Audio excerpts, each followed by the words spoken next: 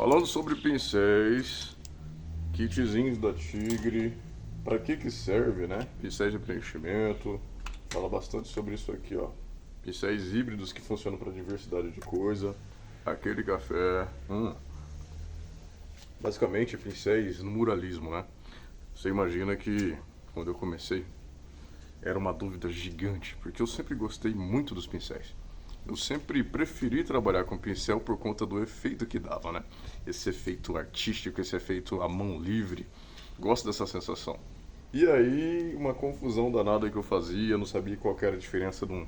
Por exemplo, esse aqui é um Condor.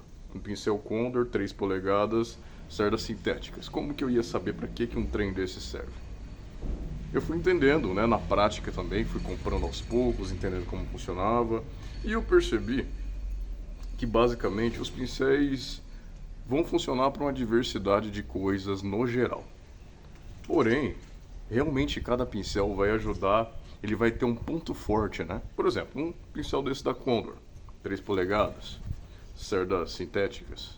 Cerdas sintéticas são cerdas feitas de nylon ou algum outro material que não seja natural, né?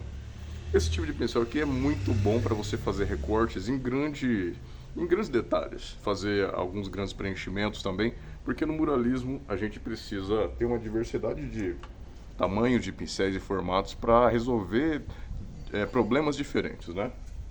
Aí você vem para essa linha da Tigre aqui, ó. Tigre Cabo Amarelo, uso muito, tem bastante ali.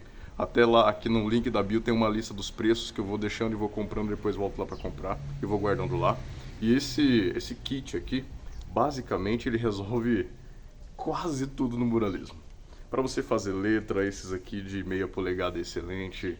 Para você fazer letras menores, o de 1/4 é excelente. Pode ver que, olha, ele vai ficando chanfrado, né? Ó.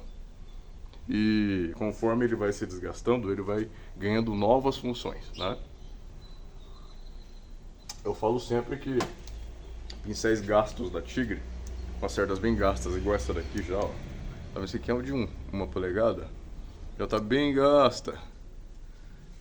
Porém, você consegue fazer traços precisos, você consegue trabalhar muito bem detalhes em textura, né? Paredes mais porosas e tal.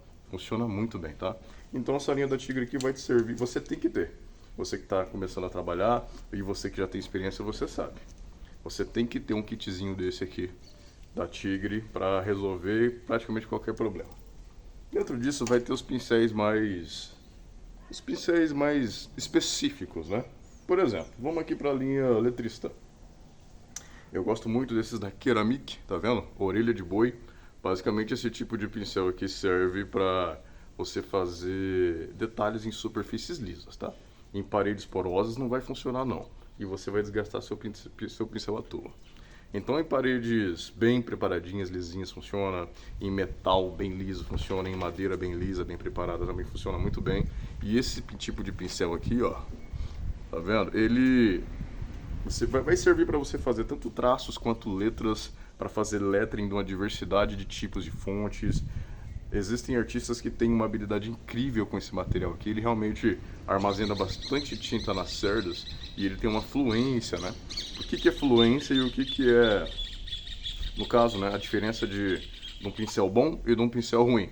Um pincel muito bom é aquele que carrega muita tinta e você tem uma fluência do traço, o traço estica, que é uma beleza. Claro que vai depender também. Aoba! Esse aqui é só um pedacinho do vídeo completo que tá lá na comunidade, que é um perfil privado no Instagram, tá? Deixando aqui na descrição os detalhes.